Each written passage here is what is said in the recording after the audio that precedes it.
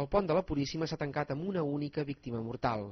Es tracta d'un jove de 20 anys que en el moment de l'accident, la matinada de dimarts a dimecres, viatjava com a copilot en aquest vehicle.